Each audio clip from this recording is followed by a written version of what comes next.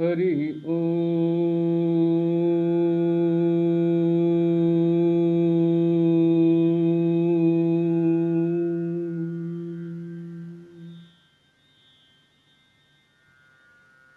গ্রন্থ দরবেশ তরবার।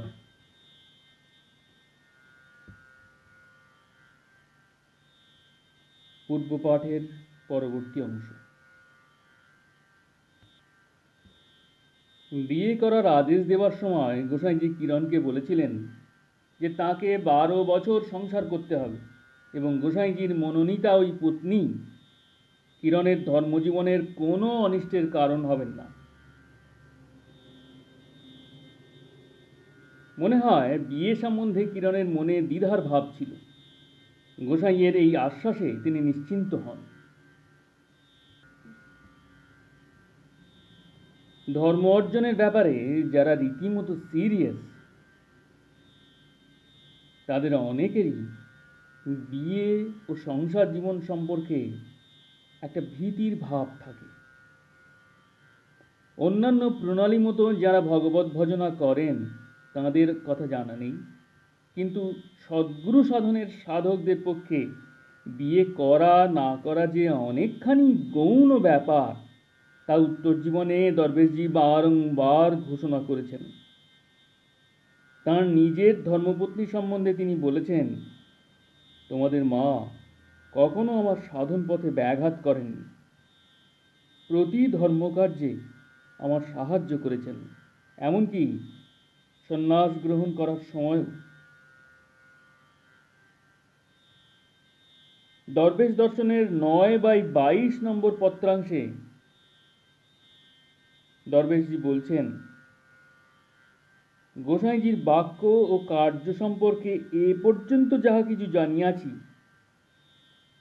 তাহাতে এ সংস্কারটা নিশ্চয়ই দূর হইয়াছে যে বিবাহ করা বা না করার সঙ্গে ভগবত প্রাপ্তির বিশেষ কোনো সম্বন্ধ নাই। বিবাহ করিলেই সাধক পিছাইয়া গেল, আর বিবাহ না করিলেই সাধক চতুর্ভুজ হইল, এ সংস্কার ঠিক নয়।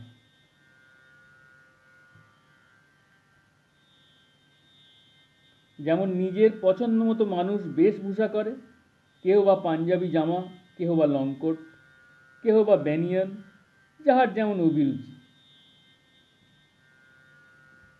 বিবাহ করা বা না করাও সেরূপ একটা অভিরুচি মাত্র।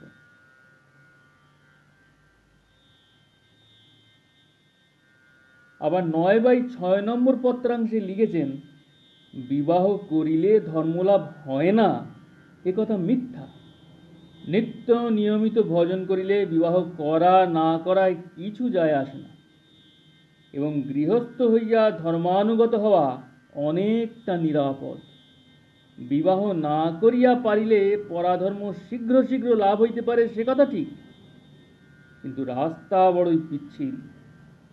স্ত্রী জাতির প্রতি দারুণ একটা বিজাতীয় বোধ না থাকিলে এ পথে পদে পদে পতনের ভয় আছে। নিজের দৃঢ়তা সম্পূর্ণ থাকিলেই তবে গুরু কৃপা করিয়া এ পথে রক্ষা করেন। এ তো গেল বিয়ে সম্বন্ধে দরবেশজি নির্দেশিত তাত্ত্বিক উপদেশ। ব্যবহারিকভাবে তিনি তাঁর শিষ্যদের ব্যক্তিগত সমস্যায় কী বিধান করেছেন তার কটি দৃষ্টান্ত আলোচনা করা যেতে পারে। দরবেশজি শিষ্য মঙ্গলচাঁদ দাসের সাধন হয় 11 বছর বয়সে। তাঁর যখন বিয়ের বয়স হল তখন তাঁর অভিভাবকেরা এ ব্যাপারে উদ্যোগী হন। বিশেষ করে তাঁর মেসমশাই ময়ূরমুকুট বাবার কৃপাশ্রিত ও দরবেশজির বিশেষ স্নেহভাজন অক্ষয় কুমার সাহা দরবেশজির অনুমতি নিতে যখন এলেন তখন দরবেশজি তাঁদের জানালেন যে মঙ্গলচাঁদ বিয়ে করবেন না বলে তাঁকে বিশেষভাবে অনুরোধ করেছে বলে তাঁর বিয়েতে তিনি সম্মতি দিতে অপারগ। অথচ মঙ্গলচাঁদের মনে যাই থাক, তিনি কখনো বিয়ের জন্য দরবেশজির কাছে প্রকাশ্যে কোনো নিবেদন করেননি। দরবেশজির বিধানে মঙ্গলচাঁদ চিরকুমার রয়ে গেলেন। আবার প্রভাতচন্দ্র ভৌমিকও অতি বাল্যকালে দরবেশজির কৃপা প্রাপ্ত হন। ডাক্তারি পাশ করার পর তাঁর বিয়ের কথা যখন উঠল, তিনি নিজে বিয়েতে ঘোর অনিচ্ছা প্রকাশ করেন। দরবেশজি তাকে বিয়ে করতে বিশেষ নির্দেশ দিলেন। কারণ হিসেবে বললেন যে প্রভাত বিয়ে না করলে দরবেশজি কলকাতা এলে তাঁর স্ত্রী ছাড়া আর কে তাঁর সেবা করবে। প্রভাতের বিয়ের পক্ষে বেশ অভিনব যুক্তি, সন্দেহ নেই। দরবেশ দর্শনের 15/15 নম্বর পত্রাংশে দরবেশজি 1348 সালে নরেশচন্দ্র সেনকে লিখেছিলেন, যদি স্ত্রীলোক সম্ভব করিবার ইচ্ছা হইতে ভাগ্যগুণে মুক্ত থাকা যায়, তবে তোমার মতো ছেলের এমন দুর্লভ সাধন পাইয়া বিবাহ করা কখনো উচিত নহে। তুমি বিবাহ না করিবার সংকল্প রক্ষা করিবার চেষ্টা করো, আমি ভিতর হইতে তোমাকে সাহায্য করিব। কিন্তু বছর 3 পর 1351 সালে লেখা 9/6 নম্বর পত্রাংশে এই নরেশকেই দরবেশজি লিখলেন, তোমার পক্ষে বিবাহ করাই আমি উচিত মনে করি, বিবাহ দোষের নয়। নরেশের বিয়ের পরেই 15/17 নম্বর পত্রাংশে দরবেশজির পরিষ্কার ঘোষণা, কিন্তু নিয়তি যাহা তাহা ঘটিবেই। এই মেয়ে তোমার ভগবত নির্দিষ্ট পত্নী, কাহারও সাধ্য নাই যে তোমাদের দুজনকে পৃথক করে, তাই তোমরা মিলিত হইয়াছ।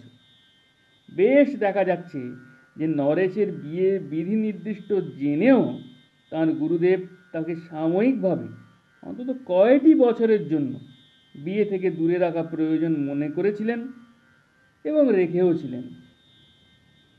কিংবা এও হতে পারত যে নরেশ যদি গুরুদেবের প্রথমবারের অনুশাসন মেনে দৃঢ় থাকতে পারতেন, তবে হয়তো তার নিয়তিকেও খণ্ডন করে তার অন্যরকম জীবন গড়ে উঠতে পারত।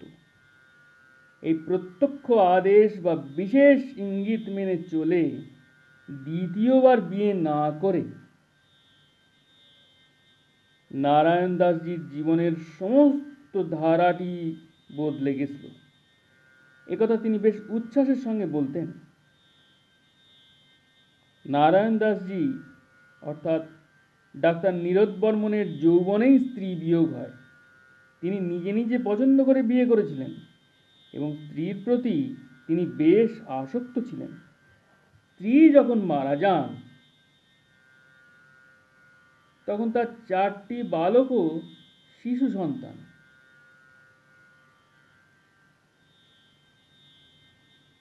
তাদের দেখাশোনা করার ঝামেলা পোহানো ডাক্তার মানুষের পক্ষে প্রায় অসম্ভব হয়ে পড়ল।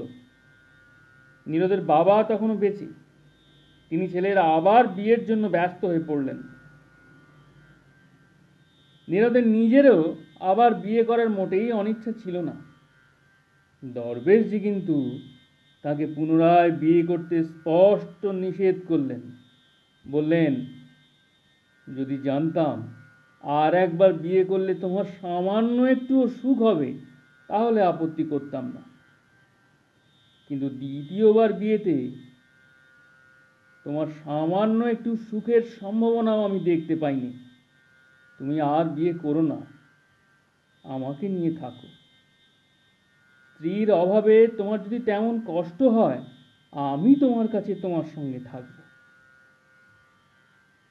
এ কথা ছাড়াও ইঙ্গিতে দরবেশজি বলেছিলেন যে আবার বিয়ে না করলে যদি নীরদের এক আধবার চরিত্রস্খলনও ঘটে যায়, তাও বিয়ে করার চাইতে বেশি মঙ্গলের হবে।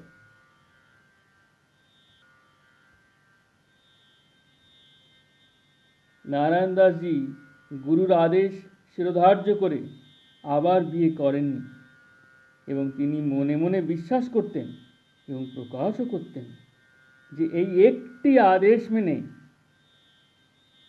তার সমস্ত জীবনের মোড় ঘুরে গেছে।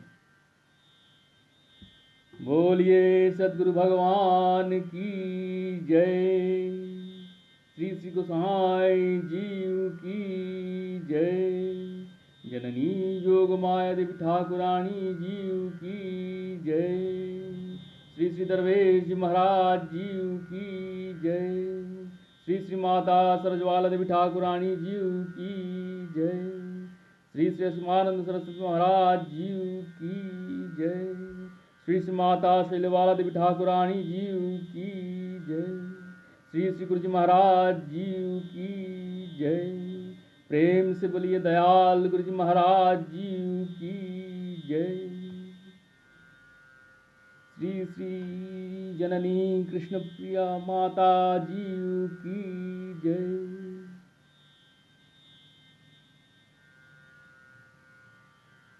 अपने अपने गुरु गोविंद की जय। ओम नमः पार्वती पते हर हर महादेव।